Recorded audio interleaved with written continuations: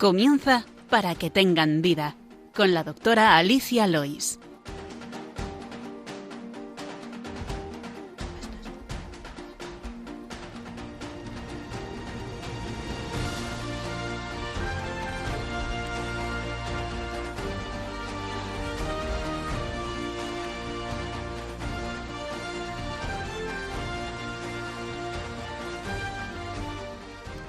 Muy buenos días, queridos oyentes de Radio María.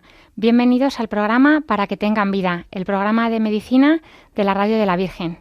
Hoy estoy acompañada por la doctora María Gil, médico de familia, pediatra. Buenos días, María. Hola, buenos días. Que ya ha venido más veces a este programa. Hemos hablado de nutrición en el bebé, de la llegada del niño a casa. Sí. Y muchas gracias por venir de nuevo. A ti, como siempre. También saludamos en el control a José Luis Lois. Buenos días. Buenos días. Gracias a todos nuestros oyentes, gracias por acompañarnos en estos calurosos días y vamos, si queréis, con el sumario del programa.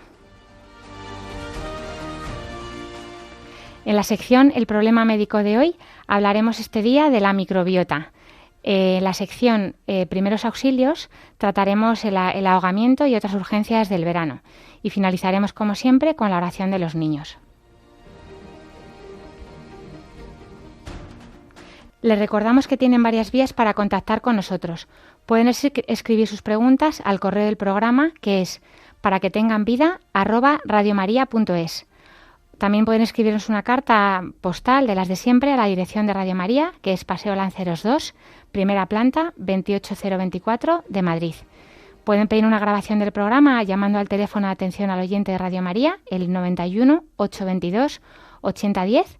Y muy fácil, escuchar nuestros programas que están colgados en la sección de podcast en la página web de Radio María. Lo buscan por título, que es Para que tengan vida, o también por conductor, que soy yo, Alicia Lois. Ahora les invitamos a que continúen la sintonía de Radio María y empezamos.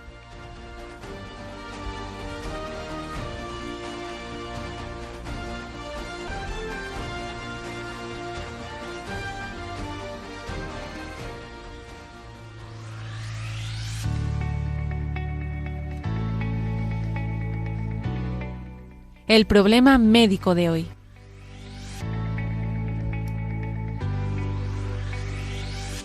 Pues como decíamos en el sumario, hoy vamos a hablar de este tema tan novedoso que se habla tanto últimamente, que es la microbiota. ¿Y por qué hemos traído a María Gil aquí? Pues porque es verdad que es una apasionada del tema de la alimentación en los niños, de la alimentación en general, y bueno, pues ha estudiado bastante de este tema. Entonces, pues me propuso ella hablar de este tema, que es un tema muy nuevo, que se ha disparado en los últimos 10 años o así. Cuéntanos un poco de qué estamos hablando, María. Bueno, Alicia, pues sobre todo recalcar lo que has dicho, que yo vengo en calidad de apasionada del tema, no de experta. Es verdad que en los últimos años se resuena mucho, ¿no? Hay mucho producto nuevo por parte de los laboratorios y demás. Y como efectivamente, bueno, yo soy médico de familia y trabajo en pediatría y hago asesorías de lactancia materna, pues un poco me fue llevando, ¿no?, todo esto, ¿no?, a la nutrición, la composición de la leche, y descubrí este mundo. Y digo descubrí porque, bueno, a priori todos sabemos, ¿no?, hemos oído hablar, la flora intestinal, ¿no?, hasta mi abuela se tomaba el yogur de la marca tal porque la flora intestinal. Pero está mucho más en auge porque se está viendo toda la complejidad que conlleva, ¿no? Es verdad que hace 10 años ya se estudiaba, pero como se suele decir, muy bajito, ¿no? Y ahora pues sabemos que tiene mucho que ver con la inflamación, que también se habla mucho. ¿Qué pasa sobre todo en la pared del intestino? También se dice que tiene que ver con el ánimo. Bueno, hablaremos ahora de todo esto. Bueno, pues muchos pacientes también con la pandemia que han tenido el COVID también se ha metido mucho el tema de los probióticos, sí, ¿no? Efectivamente. Si quieres, podemos mencionar algunos términos un poco más teóricos de términos para no marear demasiado a los oyentes, perdón. Luego en el programa, un poco para distinguir, porque se oye, ¿no?, en internet, pues diferentes términos y para aclararnos, ¿no?, para saber de qué estamos hablando. Perfecto. Un poco para definir qué es microbiota como tal. Vale, pues la microbiota como tal es lo que conocemos, lo que antes conocíamos como la flora, ¿no? Esto que te decía antes, ¿no? Que además los microbiólogos y los estudiosos en la materia se ponen muy nerviosos cuando oyen hablar de flora. Todo esto de la flora era porque cuando se empezó a estudiar pensaban que eran pues derivados de hongos que podían estar un poco más enraizados con las plantas. Y ahí se nos quedó, aunque sabemos que no. Vale, porque la microbiota en realidad es el conjunto de microorganismos presentes en determinado sitio, ¿no? Exacto, y que se considera ahora mismo, incluso dicen algunos, como un órgano metabólico en sí mismo. Sí. O sea, como que tiene funciones importantes en nuestro organismo. Que claro. Que no seríamos lo que somos sin la microbiota. Efectivamente. A mí me empezó a apasionar porque es un mundo de cifras muy grandes y muy pequeñas, ¿no? Como decíamos, la microbiota es el conjunto de microorganismos, y por microorganismos entendemos aquel organismo vivo que no podemos ver a simple vista, ¿no? Bacterias y también hongos. Hongos, protozoos, etcétera, ¿no? Y son los que viven en nuestro cuerpo con nosotros. Sobre todo, ¿dónde viven? Para que lo sepan. Pues mira, los que más hemos conocido desde el principio son los presentes en el sistema digestivo, pero ahora se ha visto que en muchísimas... Desde la boca hasta el ano. Eso es. Nariz, orofaringe... Rinofaringe, orofaringe, pero ahora se ha visto, la piel también ha sido de los primeros en conocerse todos los microorganismos que protegen nuestra piel. Pero bueno, hemos estado viendo como tracto respiratorio, la vagina, tracto genitourinario. Se pensaba que la vejiga era un órgano hueco estéril y se ha visto que no es así, hasta el punto de, la leche materna no es estéril, hay microorganismos. Y quizá el último paradigma ahí por desmontar es el útero, la placenta, el líquido amniótico y el feto. Se consideraba que el feto estaba en un ambiente estéril, ¿no? Que el útero y el líquido amniótico, que es ese líquido en el que flotan los bebés en el útero, eran estériles. Y ahora empieza a haber estudios y voces que propugnan, se han encontrado restos de material genético microbiano que podría pertenecer a bacterias que nos colonizan incluso antes de nacer. Esto está en discusión y ya te digo, hay muchos autores que piensan que sí y lo que faltan son estudios sobre todo. Hablamos de la microbiota, que es este conjunto de bacterias, hongos que tenemos presentes en el organismo en todas las partes del cuerpo, como dice María, sobre todo piel, cavidad oral, vejiga, intestino, aparato digestivo, y que tiene una serie de funciones, proporciona una serie de ventajas, ¿no? ¿Cuáles serían las funciones? Claro, vivimos en simbiosis con esas bacterias, ¿no? Que nos colonizan. Nosotros les damos el alojamiento que necesitan para vivir y ellos pues nos ayudan con cosas como, por ejemplo, protegernos frente a patógenos. Todas esas bacterias que nos colonizan desde nuestra piel a nuestras mucosas, lo que producen es lo que se llama un biofilm. Película. Una película, como una capa, ¿no? De plástico. Eso como es. El film de toda la vida de envolver los bocadillos. Eso es. Entonces es una capa protectora que a ellas les beneficia. Pues se ha visto cómo las bacterias en comunidad, viviendo todas juntitas, se comunican y mejoran sus funciones y producen ciertas funciones y a nosotros generalmente nos protegen. Luego esto puede no ser así. Cuando hay una alteración, esas bacterias pueden atacarnos produciendo, por ejemplo, toxinas. Que esa alteración tiene también un nombre, vamos con estos términos. Venga, ya si lo metemos por aquí, que es la disbiosis, ¿no?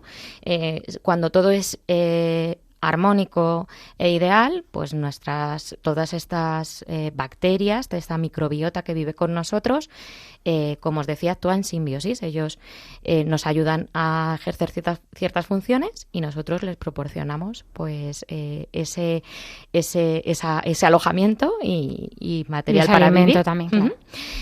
Pero cuando se altera se produce lo que se llama disbiosis. Otra función de la microbiota es ayudar al sistema inmunitario, que está en esta misma línea de protección. Sí, luego se está estudiando también cómo determinados productos de los metabolismos de esas bacterias que aquí ya aprovecho y te meto otro término más, que es el postbiótico, ¿no? El postbiótico se está viendo que también nos ayuda a estimular ciertas funciones, pues de eso, desde nuestro sistema inmune y demás, con lo cual la bacteria nos estaría ayudando incluso con sus desechos, ¿no? Con este postbiótico. Vale, y luego también tiene función en lo que es la digestión de los alimentos, en la eliminación de toxinas, síntesis, dicen, de vitaminas, de aminoácidos, absorción de iones. Efectivamente. O sea, al final son muchísimo más importantes de lo que en un principio nos parecía hace 20, 30 años, que una mera buena digestión, que parece... Bueno, he dicho una mera buena digestión. La digestión es muy importante. Como si fuera poca cosa hacer una buena digestión. O tan fácil. Claro. Esto es otra cosa que tenemos, en general, todo el mundo, ¿no? Pero los médicos tenemos que ir desterrando ideas antiguas de la cabeza, ¿no? Y es otro tema muy novedoso, esto de el eje intestino-cerebro y cómo una buena digestión con unas buenas bacterias intestinales puede influir en un buen estado de ánimo, porque esa disbiosis en el sistema digestivo nos puede conllevar a una inflamación, que tú la mencionabas antes, hay muchos autores ahora estudiándolo, y cómo esa inflamación puede afectar a nuestro sistema nervioso y a nuestro sistema endocrino y alterar nuestro estado de ánimo. Claro, es que esto que me cuentas abre un campo inmenso a la investigación también, porque, brutal. Claro, si también la microbiota tiene que ver con los estados de ánimo que tanto están alterados ahora, y lo vemos en las consultas, que bueno, tú en pediatría menos, pero desde luego adultos, raro es el día que no tienes trastornos de ansiedad, depresión y, bueno, de ánimo en general. Y como si esto es un campo que se puede investigar, claro, sería tremendo, porque parece ser, bueno, hoy me lo decía una paciente que está tratada con un antidepresivo, un estabilizador del ánimo, en concreto, bueno, pues hemos hablado de esos, ¿no? De, sertralina, un inhibidor de la recaptación de serotonina, y me decía, oye, que es que estoy con esto y llevo un mes que hago bien las digestiones. Y digo, sí, igual que te dije que al principio, hasta que te acostumbras al medicamento, te puede alterar un poquito la diarrea y tal. Sí, es verdad, al principio me dio diarrea, pero es verdad que ahora estoy haciendo mejor las digestiones. Digo, claro, es que tiene que ver con el eje cerebro-intestino, que es como el segundo cerebro que llaman, ¿no? Efectivamente. Y que tiene mucho que ver. Y esto, claro, abre un campo tremendo para la investigación, para saber también por muchas causas que, bueno, muchas cosas están todavía sin investigar, pero es verdad que en los últimos años hay un boom. Claro, esto supone también inversión de dinero para estudios y para fármacos y medicamentos, y pues estas cepas de bacterias que se están viendo, pues que hay muchas y que algunas son más beneficiosas que otras para ciertas patologías. Eso ya tampoco nos vamos a meter mucho en eso, pero bueno, para que veamos lo grande que es este tema. Sí. Y luego seguimos con un poco los términos, que habrá pacientes que han oído. El microbioma, que bueno, un poco es lo que has nombrado. Sí, microbioma, así siendo más estrictos, es la carga genética de nuestra microbiota. Más o menos, bueno, hay estudios y ahí también hay un poco de controversia. Pero en términos generales, por quedarnos en una media, se ha visto que tenemos la misma cantidad de células propias que de células de microbiota. O sea que estamos 1 a 1 ahí con las bacterias.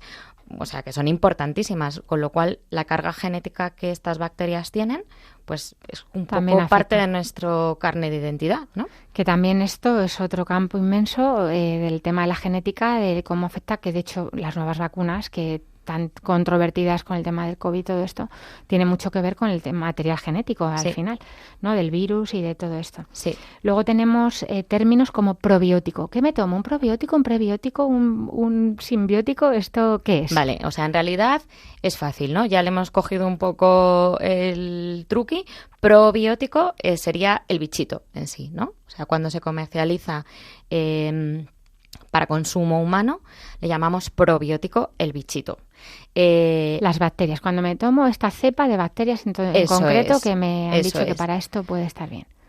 Para todo esto, por supuesto, hay una regulación a nivel estatal e internacional de agencias española del medicamento. Sí, y muchos son también productos alimentarios. Entonces, bueno. Sí, que está relacionado a la Agencia Española de Medicamentos y Productos Sanitarios. Eso es. Entonces, tiene que venir especificada la cepa y la cantidad en la que... colonias que trae, ¿no? Claro, porque no es lo mismo que yo me tome 1.000 bichitos que me tome 10.000 millones.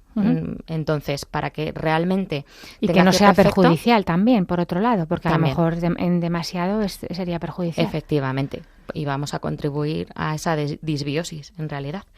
Y eso sería el probiótico. El pre de antes. El prebiótico es aquella sustancia que colabora para conseguir que ese probiótico llegue en las mejores condiciones óptimas y funcione mejor allí donde queremos, ¿no?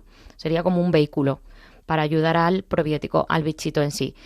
Son sobre todo oligosacáridos, son azúcares, fructooligosacáridos, galactoligosacáridos. ¿Y estos también se comercializan o sería que están los alimentos que tomamos? Ambas cosas. Hay alimentos que nos proporcionan estos oligosacáridos.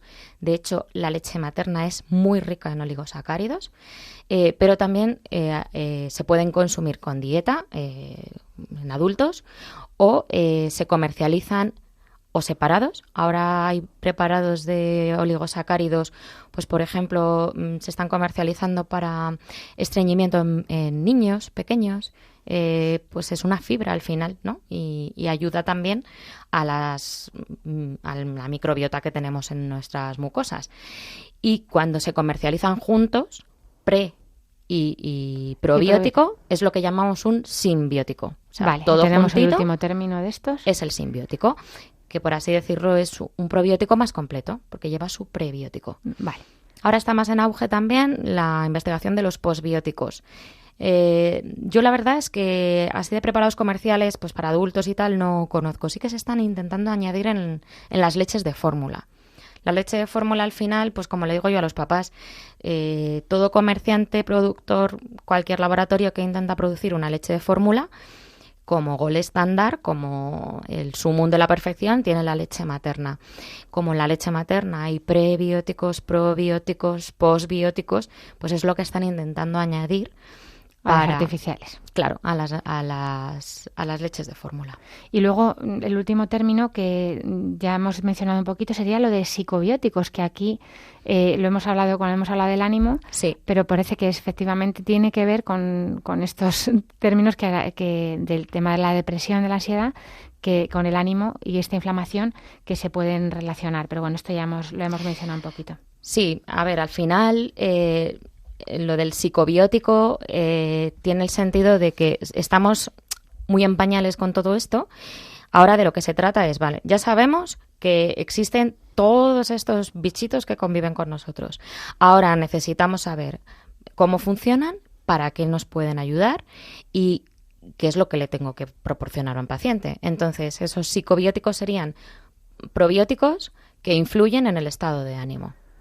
Eso por decirlo de una manera muy sencilla. Y que se investigará. Vamos a hablar de cómo se adquiere la microbiota, cómo se consigue, o sea, cómo llega hasta nuestro cuerpo, porque todos la tenemos, eso llega, cada individuo posee una comunidad microbiana peculiar, que depende de muchas cosas, pero ¿cómo llega hasta ahí? Vale, como hablábamos un poquito antes dando una pincelada, se pensaba que el feto estaba en un ambiente estéril. Y que cuando nacía era cuando empezaba a adquirir esa microbiota. Se han ido analizando las microbiotas de los bebés y niños pequeños y se ha visto que incluso hasta los 2-3 años no está madura, ¿no? Y esa microbiota va a ir variando en función de un montón de cosas y va a hacer que esa microbiota sea única y particular de cada individuo y diferente de unos a otros. Entonces, la primera parte de adquisición de la microbiota podría ser esa teoría que te digo, que está todavía muy en pañales, de que en el útero se adquiera algún microorganismo. ¿Cómo podría ser esto? Pues parece que a través de una translocación por la sangre materna, ¿vale? No es disparatado porque en la leche pasa. Y de hecho hay enfermedades infecciosas que pasan de la madre al niño, Eso o sea, es. que tampoco sería tan raro. Claro. Esto podría tener un efecto beneficioso y es que el niño adquiriese cierta madurez y no naciese estéril a un ambiente que para nada es estéril. Uh-huh. O sea, si pudiéramos ver todos los bichos que nos rodean, mis hijos cuando hablamos de esto se ponen nerviosos y se ponen a mirar por todas partes, ¿no? Pero bueno, es que es así, están ahí. Y entonces, una vez que el niño nace, se ha visto que la microbiota que adquiere es diferente si, por ejemplo, nace por vía vaginal o es un parto por cesárea. Por vía vaginal se adquieren una serie de microorganismos distintos que están presentes en el canal del parto, pues sobre todo lactobacilos, que son los bichitos más frecuentes de la flora. Perdón, ya he caído yo. En decirlo, sí. Es que tantos años de la microbiota vaginal. De hecho, el anterior programa, el del 3 de julio, hablamos justo de las vaginosis, las vaginitis, y hablamos de los lactobacilos. O sea, que saben nuestros oyentes lo saben, que son ¿no? Vale, que se lo escuchan, que está poblado la vagina efectivamente de bichos, de estos bacterias buenas, que son las que mantienen equilibrio y que no haya síntomas. Eso es. Entonces, un bebé nacido por vía vaginal adquiere esa flora, y parece que los bebés nacidos por cesárea tienen una flora más parecida a la de la piel de la mamá. Y ahora es verdad que se está haciendo un contacto piel con piel más temprano. Sí, pero es maravilloso. Pero esto hace unos años, y lo digo por experiencia muy triste, o sea, muy, muy desagradable. Yo, mi primer hijo por cesárea, le vi la carita de lejos y me lo apartaron, o sea, no le pude tener. Ahora sé que aunque sea en cesárea te lo ponen en la piel inmediatamente para que se impregne de esos bichos. Como sabíamos que iba a ser una cesárea, es verdad que la matrona nos tenía muy bien enseñados y fue mi marido el que se lo puso inmediatamente en su piel para hacer primera colonización de bacterias, ¿no? Para claro. que fuera. Aparte de ser buenísimo el piel con piel para regular pues todo ese calor, estrés que nace, ese cortisol que tiene tan alto la mamá y el bebé, los dos, sincronizar otra vez ese latido cardíaco, el calor, lo que dices tú, que es maravilloso, efectivamente pues ayuda a la colonización de la piel. De hecho, antes los limpiaban nada más nacer, les daban un baño en las primeras 24 horas de vida, y ahora se está intentando hacer todo lo contrario, o sea, tocar al niño lo menos posible, no limpiar esa vermis caseosa, esa grasita con la que nacen, porque en realidad es primero una protección para esa piel tan sensible que ha estado en un medio acuoso y se expone a un medio aéreo, y luego que estamos quitando esa bien tan preciado y esa riqueza de microbiota. De su microbiota. Claro. Que efectivamente es que a veces el exceso de higiene luego trae tantas alergias, tantas reacciones de autoinmunidad y demás, sí, como hay ahora también. Muchas, seguro que también tiene que ver con dermatitis. Sí, de hecho hay una teoría que es la teoría de la hiperhigiene, que yo la repetía mucho en consulta cuando los padres pues no querían que los hijos tocaran el suelo, lo lavaban todo. Que no se chuparan los dedos. Sí, que esterilizar todo. Y, hombre, el COVID me fastidió un poco el discurso porque empezamos a limpiarlo todo mucho más. Pero bueno, yo lo he retomado porque sí que hay una teoría de la hiperhigiene que se ha visto que con tanta limpieza, tanta desinfección, ese sistema inmune del niño que, como todo, nace inmaduro y se tiene que ir exponiendo a distintos microorganismos y generando esas defensas, si yo le mantengo en un medio muy limpito, muy estéril, muy libre de todo, pues es un sistema inmune débil y que además parece que favorece enfermedades autoinmunes. Las enfermedades autoinmunes son esas en las que nuestro sistema inmune se vuelve loco, se desquicia y ataca cosas del propio cuerpo, pensando que son dañinas. Con lo cual, se ha visto que sí, que puede tener relación, ¿no? Claro, de hecho, por eso también hay un cambio en esta microbiota, dependiendo un poco de dónde se nace, si es un país más industrializado, más rural, más de campo, el uso de antibióticos. Si hay exceso de antibióticos, especialmente utilizados para combatir infecciones durante el parto y en la primera infancia. Sí, afortunadamente eso sí que hace bastante tiempo que cambió. Todavía a mucha población le cuesta, ¿no? O sea, yo me he tenido que enfrentar a mis propios padres diciendo, pero dale un antibiótico, por Dios, a tu hijo.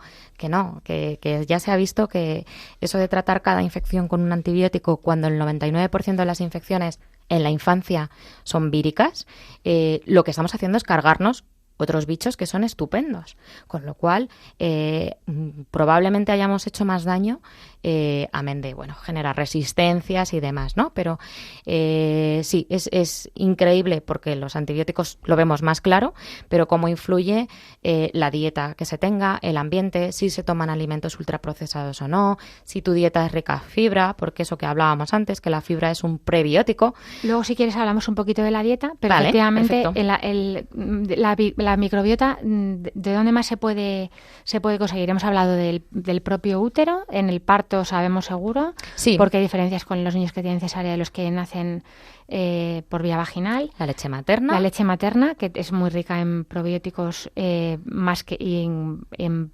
prebióticos, como decía María, que son estas sustancias que ayudan, los oligosacáridos, que ayudan a que la bacteria crezca mejor. Y luego la propia familia, claro. Claro. A ver, es verdad que en las primeras semanas de vida intentamos explicarle a los papás que no conviene pues besar a los niños en la carita para determinadas transmisiones, y ahí hay que tener un poco un equilibrio. Hay que cuidar a un recién nacido que todavía es muy frágil inmunológicamente, que hasta los 2 meses no va a recibir sus primeras vacunas, pero es bueno que le toquemos, que no esté aislado, que no le lavemos con muchísima frecuencia, porque ahí va adquiriendo. Se ha visto incluso diferencias entre hermanos, o sea, cómo la microbiota de una familia va cambiando según van naciendo los siguientes hermanos, ¿no? Pero no cambia solo, no es que sea diferente la microbiota del segundo o el tercer hijo con respecto al primero, es que cambia la de toda la familia y se va enriqueciendo, porque por contacto también entre hermanos, padres y demás, besos, abrazos, se va transmitiendo esa microbiota. Como además la microbiota es diferente si en la familia hay una mascota, porque cambia el perro, cambia mi microbiota, pero a la vez yo le traspaso al perro que el perro traspasa al resto de mis convivientes. Y además, como decíamos, es casi como una huella, un carné específico, muy, muy, muy distinto de unos a otros.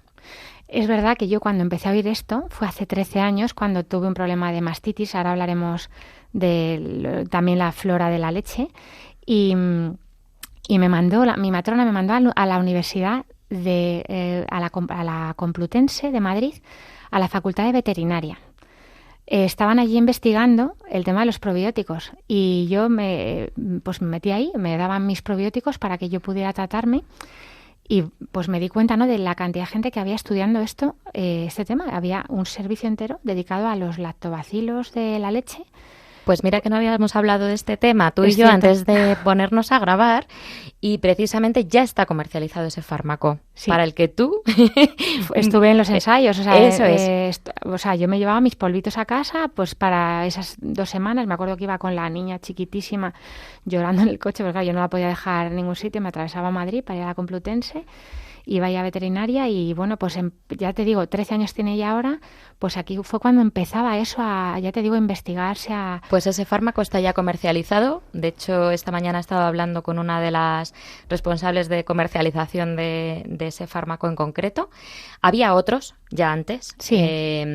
pero ese del estudio de la Complutense de Veterinaria ya está comercializado y dio sus frutos positivos. Se ha visto que reduce el número de mastitis y la gravedad en caso de haber mastitis. Seguro que en estos 13 años ha mejorado, o sea que sin duda. Pues vamos a hacer una pausa para reponernos un momentito con estos calores del verano. Y la verdad es que te he traído una canción muy veraniega, muy, muy bonita, que, bueno, pues es de estas que nos gustan, de dar gracias y dar gracias por la vida.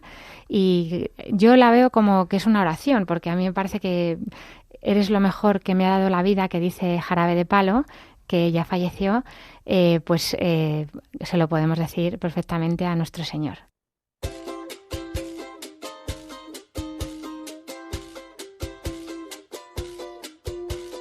Eso que tú me das es mucho más de lo que pido. Todo lo que me das es lo que ahora necesito. Eso que tú me das no creo lo tenga merecido. Por todo lo que me das te estaré siempre agradecido. Así que gracias por estar, por tu amistad y tu compañía. Eres lo mejor que me ha dado la vida. Por todo lo que recibí, estar aquí vale la pena. Gracias a ti seguí remando contra la marea. Por todo lo que recibí, ahora sé que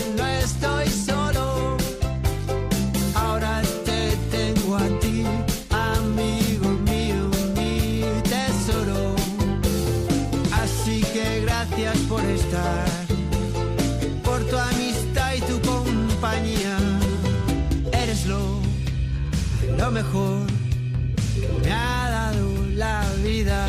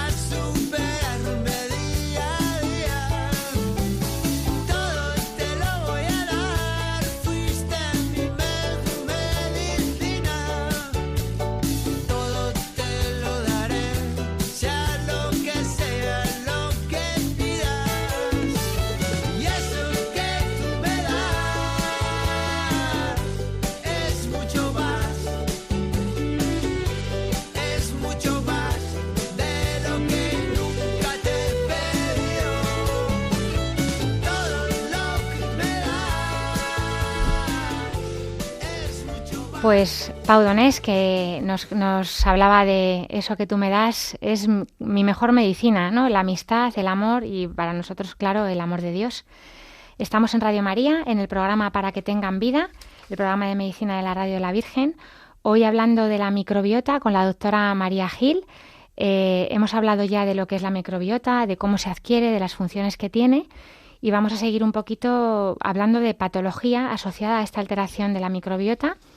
Y podemos hablar de la dieta, también un poquito, especificar un poco. Hemos hablado de la adquisición de esta microbiota, hemos hablado de que se adquiere en el embarazo a través de la placenta, pero sobre todo sabemos que en el parto, en la piel de la madre, en la lactancia, en la propia familia, que tiene que ver, pues eso, las mascotas, nuestros hermanos, cuando nacemos, y también cómo podemos favorecer nosotros nuestra microbiota ya, pues siendo adultos o ya en nuestra vida normal. Y una vía muy importante, como sabemos que está en el tubo digestivo muchísima de esta microbiota, es con la alimentación, que además tiene que ver con lo que luego pasa a la leche y que lo que va a la vejiga. Así Sí. que, ¿qué alimentos podríamos, para que la gente sepa un poco qué puede tomar para sin gastarse dinero y tener que comprar ningún producto, que es verdad que son caros, son productos que son por ahora caros, a lo mejor más adelante se van abaratando un poco, pero ¿cómo podemos favorecer la propia microbiota que ya tenemos?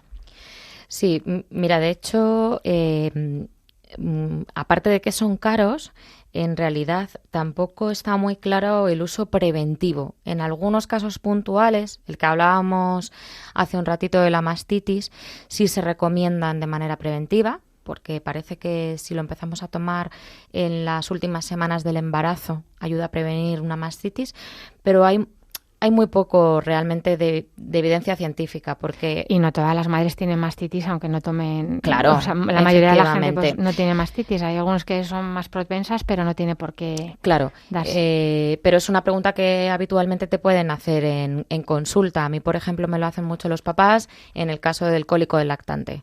Los cólicos del lactante sí que a veces probamos a dar un lactobacilo, el lactobacilo reuteri, que es la cepa que parece que más ha demostrado disminuir el número o la gravedad de esos episodios de llanto incontrolable y demás. ¿Y qué se le da al bebé? Se le da al bebé, Ujú. eso es. Es apto para consumo desde el primer día de vida y generalmente es una presentación en gotitas lo que utilizamos en bebés. Entonces, algunos papás que han oído hablarlo o tienen otros hijos o sobrinos, pues doctora, me he enterado que esto es para los cólicos, ¿se lo podemos empezar a dar ya para que no le dé el cólico? Pues ahí no tenemos suficiente evidencia, ¿no? Como para recomendar a la población o a nuestros pacientes que tomen un probiótico. La dieta, al final, es la que recomendamos en general siempre. Esto es fácil. Evitar alimentos procesados, congelados, fritos, tener una dieta pues lo que hablábamos de la dieta mediterránea, lo que siempre solemos recomendar para casi cualquier cosa, ¿no? Una dieta en la que la base de tu alimentación sean vegetales, fruta, verdura, hortaliza, rica en fibra, intentar pelar lo menos posible. Yo a veces le digo a las mamás, si le vas a hacer un puré de verdura, pues no peles la zanahoria, échasela con su piel, la lavas bien y le echas la piel porque eso es fibra. Y aparte de ayudar a regular, pues es un prebiótico. Un prebiótico. Mejor unas verduras congeladas que no tomar verduras, ¿eh? Sí, también. O de bote, sí, mejor que nada. Pero como con todo, apelamos al sentido común, que eso en el caso de nuestros oyentes tienen mucho sentido común. Efectivamente, pero sí, efectivamente, como dice María, pues eso, estos nuevos que se oye tanto, que si la avena, la chía... se pueden tomar cereales, frutos secos, los niños pequeños no, pero los mayores sí. Muchas frutas, verduras, porque ayudan eso a que el tránsito también sea mejor y porque son buenas para estas bacterias, para ese microbioma que tienen ahí con sus genes y sus desechos. Sí, de hecho se han estudiado la microbiota de poblaciones menos desarrolladas que las nuestras, ¿no? Menos industrializadas, que cocinan menos los alimentos y se han visto que tienen una microbiota más variada, más rica y mejor que la nuestra. Eso es. Hay estudios, por ejemplo, que en sociedades industrializadas predominan unas bacterias que se llaman bacteroides, porque se consume más proteínas, más grasa y que tienen más contenido energético. Y en niños africanos, por ejemplo, de Burkina Faso, que hay un estudio, comparándolo con niños europeos de Italia, se vio que la dieta agraria de Burkina Faso, más rica en carbohidratos complejos, de esos que tardan en digerirse porque tienen mucha fibra y tienen los integrales, pectina, como la manzana, por ejemplo, con piel, y proteínas no animales, que por ejemplo están en los frutos secos, pues en comparación con la dieta occidental más rica en proteínas y grasas animales, más azúcares en general, porque abusamos del azúcar. No somos antiazúcar, ni María y yo, ni yo, pero nos encanta el azúcar. pero es verdad que se toma demasiada y además te acostumbras.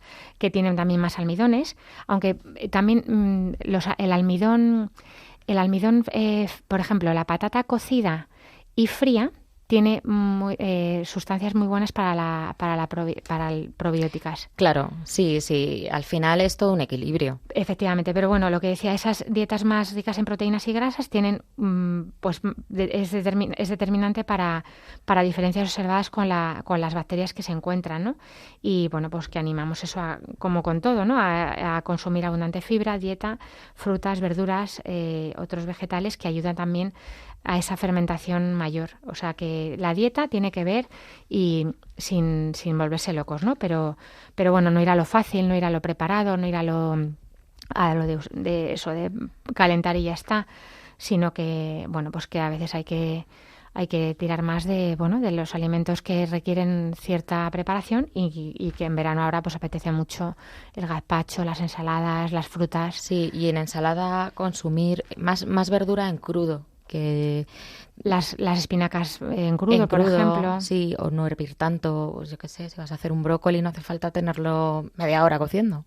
Efectivamente. Y luego vamos a hablar un poquito, antes de dejar la microbiota y este tema, un poquito nos hablabas de los cólicos del lactante, que parece que se está investigando, pero esto ha tenido mucha proyección y investigación en temas, sobre todo, como decías, a nivel digestivo, pues con el síndrome de intestino irritable, las diarreas crónicas, las dispepsias funcionales, que ya hemos hecho un programa de este tema en la temporada anterior, me parece que hicimos, sobre el intestino irritable, y parece que en pacientes que están tomando los probióticos, pues mejoran sus síntomas. Sí, de hecho, yo aunque soy médico de familia, esto lo tengo ahí como más en la nebulosa, pero yo me quedé en que muchos pacientes con lo que antes se llamaba colon irritable, el síndrome de intestino irritable, acababan con antidepresivos, porque claro, al final... Tiene que ver con el ánimo mucho. Y de hecho, durante muchos años se tildaba a estos pacientes un poco pues de gente depresiva y tal, como si estuvieran somatizando, sí, neurótica, un poco neurótica, y ahora se ha visto efectivamente que claro, que esa disbiosis que tienen altera el ánimo. Entonces, ¿qué fue primero, el huevo o la gallina? Y y de las primeras veces que yo oí hablar de los probióticos fue a los digestivos, que han sido los que han empezado a utilizarlos. Se habla mucho también del síndrome de intestino permeable y del sobrecrecimiento bacteriano inapropiado, que también tiene que ver con un crecimiento inapropiado de bacterias, por esta gente que tiene flatulencia, pacientes que tienen digestiones muy pesadas, que todavía no está claro, pero sí parece que se abre aquí un campo que es el tema de la microbiota, podría ser. Pues con precaución y con tampoco volviéndonos locos. Hace poco en nuestro centro de salud han venido pues especialistas de vez en cuando que traemos para dar alguna charla de algún tema de formación, y nos estuvieron hablando de un neumólogo del Ramón y Cajal que está investigando muchísimo sobre estos temas en pacientes con fibrosis quística, con bronquiectasias, que son esas cavidades anómalas que se producen en los bronquios que acumulan muchas veces bacterias, y cómo han visto que estos pacientes, que normalmente tienen que tener antibióticos crónicos porque se sobreinfectan constantemente, el uso de microbiota, de lactobacilos o distintas cepas de probióticos, están viendo que están bajando la necesidad de tomar antibióticos crónicos. Ellos mismos van viendo que, oye, con este probiótico es que no me hace falta que me des este antibiótico durante esta semana, ¿no? Y esto, va a ser increíble lo que va a haber aquí, porque efectivamente es que los pacientes, claro, no hay estudios, no son muchísimos pacientes los que tienen fibrosis quística, ni muchos pacientes los que tienen bronquiectasis, pero sí, en algunos hospitales consiguen fondos para poderles administrar estos probióticos. Sí, en todo lo que es también vía aérea superior, la zona ORL que le llamamos nosotros, del otorrino. En niños, pues rinitis, faringitis, otitis, faringoamigdalitis. También está habiendo estudios sobre la influencia de dar, y esto sí que sería de carácter preventivo, pero en niños que tienen infecciones de repetición, o sea, no a cualquier niño y de manera indiscriminada, sino a ese niño que todos los inviernos tiene 3, 4, 5 otitis, acaba con drenajes en los tímpanos, tal, dar de manera preventiva durante los meses de invierno un probiótico específico de una cepa específica, que eso es importante, que lo has dicho tú, porque no todos son iguales, efectivamente. O sea, igual que decíamos que mi huella de microbiota es distinta a la tuya, mi microbiota de la zona de la rinofaringe es distinta a mi microbiota de la zona del intestino delgado, es distinta de mi microbiota del colon o del recto, es distinta de la vagina, etcétera, etcétera. Entonces, no podemos dar probióticos de manera indiscriminada. Llegar a la farmacia, deme usted un probiótico, cualquiera. Claro. ¿Para qué? Pues no. Claro, y es verdad que también en estos niños habrá que investigar a lo mejor si tienen alguna inmunodeficiencia o alguna otra cosa que a lo mejor, o alguna alergia, o sea que puede haber otras cosas. Claro, por supuesto. O sea, no todo es microbiota. Primero descartar esas patologías, pero se está intentando ver en esos niños en los que ya se ha descartado esas infecciones de repetición por una patología orgánica de base importante, pero pues eso, es que no, pues es que su talón de Aquiles son los oídos, es que todos los inviernos tiene cingotitis. De hecho, lo que te decía de neumología, de las bronquiectasis y las fibrosis quísticas, también con el tema del COVID ha habido bastante boom, porque ha habido tantos pacientes que han padecido, ¿no?, que han salido de hecho nuevos medicamentos como hechos a posta para repoblar los bronquios. O sea, que no son estériles tampoco. Sí. Estas cosas que teníamos como de hace mucho, ¿no?, de que son cavidades estériles, ahí no hay bichos, ahí solamente hay aire, CO2, oxígeno y alvéolos, ¿no? Pues no. Y pasa lo mismo también con la urología y la zona vaginal. La zona vaginal ya hablamos el otro día y hemos hablado mucho de estos lactobacilos, pero también pacientes que tienen, por ejemplo, cistitis de repetición o cistitis que llamamos nosotros estériles, que hacemos un cultivo y no hay infección. ¿Qué pasa? Que el cultivo, el microbiólogo a nosotros nos pone urocultivo negativo menos de 100.000 unidades formadas de colonias, ¿no? Porque no hay ninguna bacteria que predomine sobre el resto, entonces se considera que no hay infección. ¿Qué pasa? Que se está viendo típica señora que tiene cistitis de repetición, cistitis, o que la tiene siempre pero de vez en cuando empeora y viene a por el antibiótico, y ante los síntomas le damos antibiótico. No podemos esperar al resultado de un cultivo porque está incómoda. ¿Qué pasa? Que se toma el antibiótico y mejora. Luego ves el cultivo cuando ya llega el resultado y no tenía infección, pero la señora ha mejorado. Se está viendo que en esa orina había algunas bacterias que, aunque no salían, no daban la cara en el cultivo, sí que daban síntomas de cistitis, porque había una disbiosis, que decías tú al principio cuando hablábamos de estas alteraciones en en la flora, ya me da miedo decirlo, sí. Alteraciones en la microbiota, sí. Porque efectivamente parece que estas que decíamos, cistitis estériles, cistitis intersticiales, llamamos mucho, sí. Cuando hay inflamación sin causa, a veces también tienen que ver con el ánimo, parece, pero no sabemos hasta qué punto tienen que ver con esto, porque claro, si le das un antibiótico y la señora está mejor, es que algo ha hecho. Claro. Y al final vas tirando... se está investigando muchísimo ahora también, en algunos hospitales lo ven, o sea que cosas que pensábamos que eran psicosomáticas, que se trata muchas veces con antidepresivos, con estabilizadores del músculo de la vejiga, el músculo detrusor, para que no tengan esa incontinencia, resulta que a veces es una alteración en la flora que tiene que ver. O sea que es mucho más complicado, no decimos que sea 100% por eso, pero tiene que ver. Sí, lo de la flora a mí se me escapa también y me hace mucha gracia que hay un microbiólogo que se llama López Goñi, Ignacio, tiene un libro divertidísimo y bueno, a ver, divertidísimo, los médicos tenemos gustos extraños, ¿no? Pero es verdad que está escrito muy ameno y él dice que más que flora, en todo caso, que digamos fauna, la fauna, porque es más animal, flora más son animal. Fauna, sí. Vamos a terminar ya con este tema porque es que nos daría, sí. para hablar aquí horas, pero bueno, básicamente para que se lleven a casa nuestros pacientes el tema de la microbiota, que es una cosa que bueno, si quieres resumirlo tú mejor. Así bueno, a grandes rasgos, yo les diría que cuando oigan hablar de esto, pues lo tengan en cuenta porque sí que se ha visto que tiene repercusiones en nuestra salud. Que no se dejen llevar por cualquier recomendación, o sea, si ya hablábamos de que automedicarse no, pues que el vecino del quinto te diga, uy, a mí me han dado este probiótico que me va fenomenal para la garganta, pues tú tómatelo para la tripa. Que nos pregunten a los profesionales de la salud y que aún así nosotros a veces no tenemos respuesta, ¿no? Pues probamos con lo que vamos viendo que los investigadores van avanzando. Eso es. Que se cuiden por dentro y por fuera.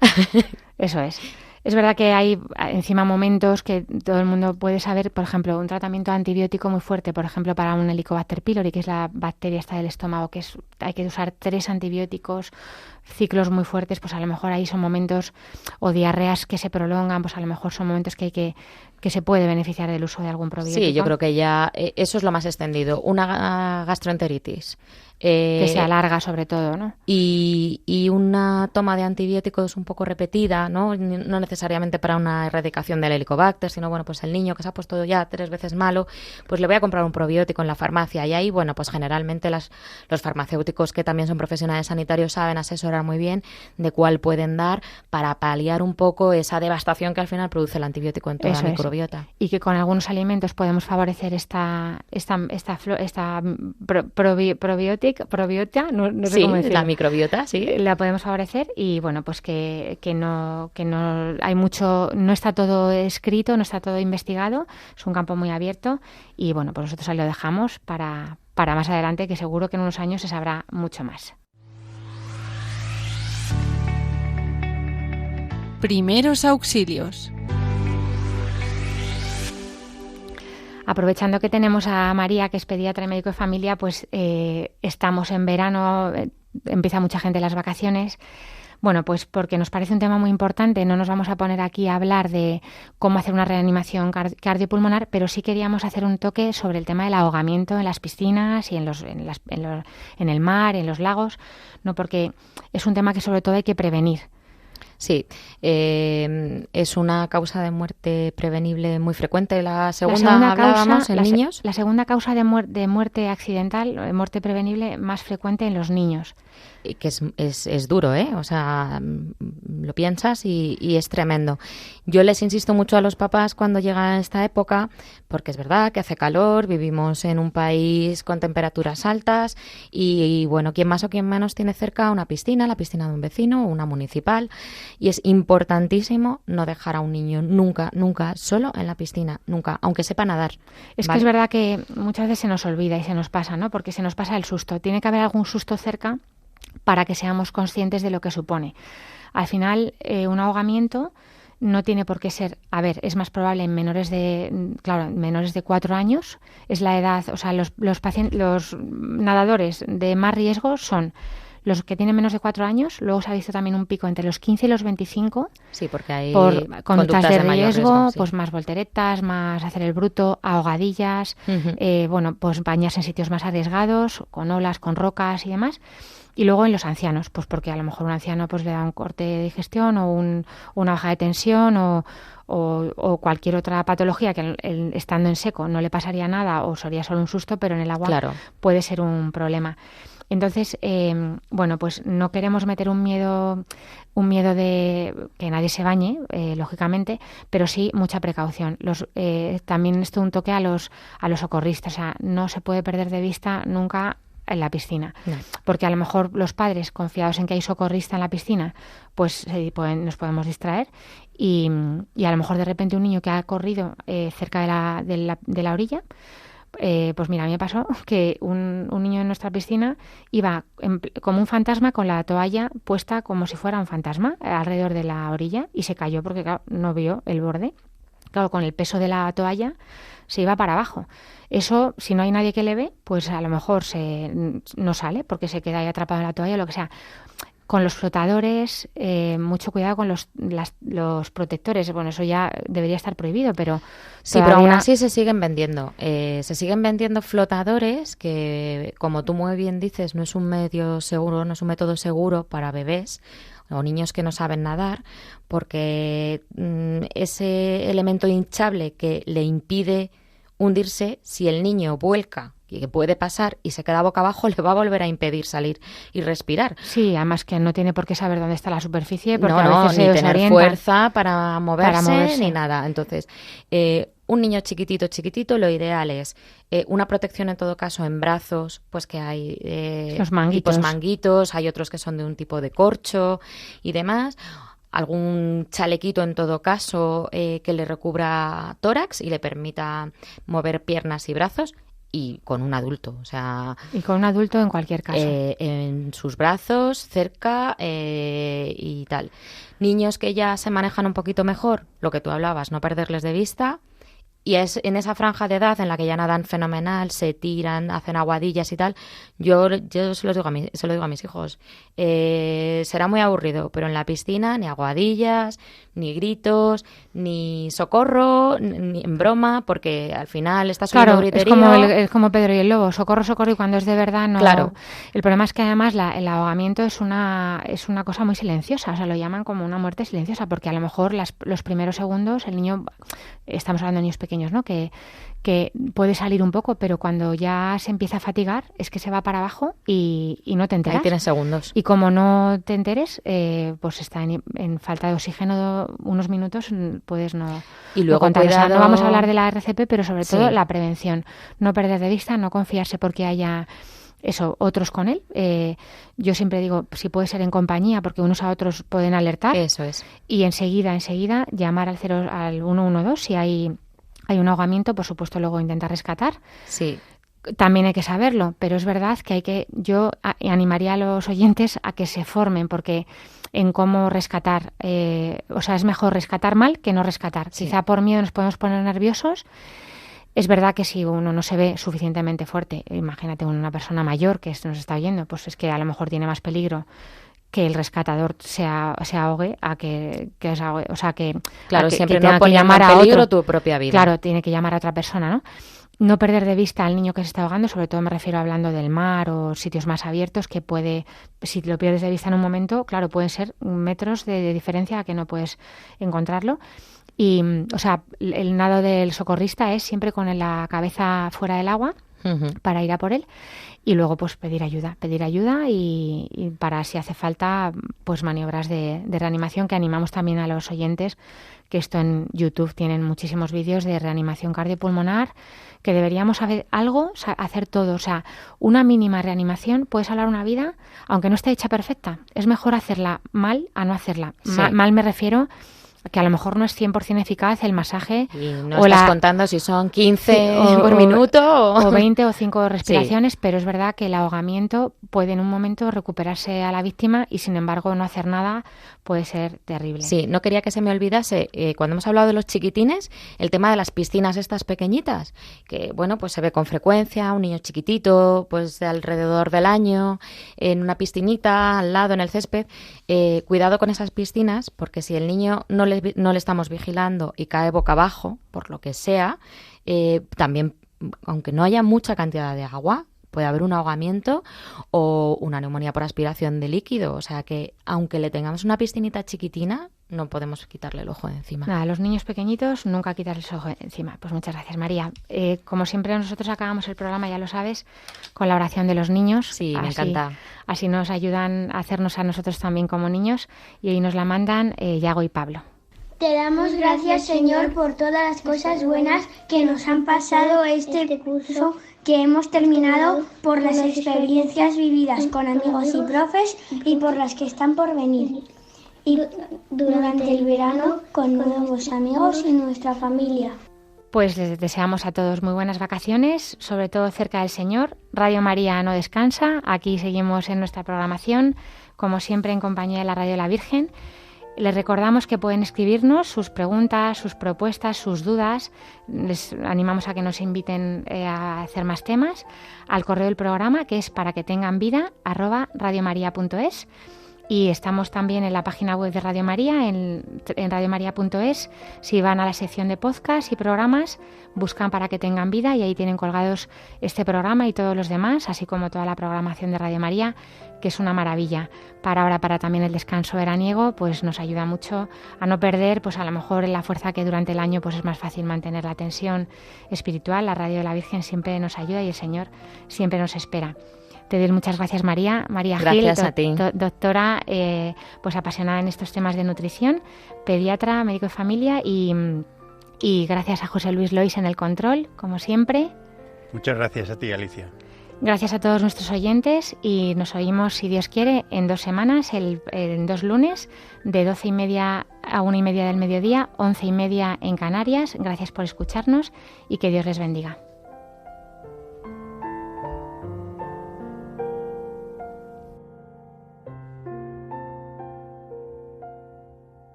Así concluye Para que tengan vida, con la doctora Alicia Lois.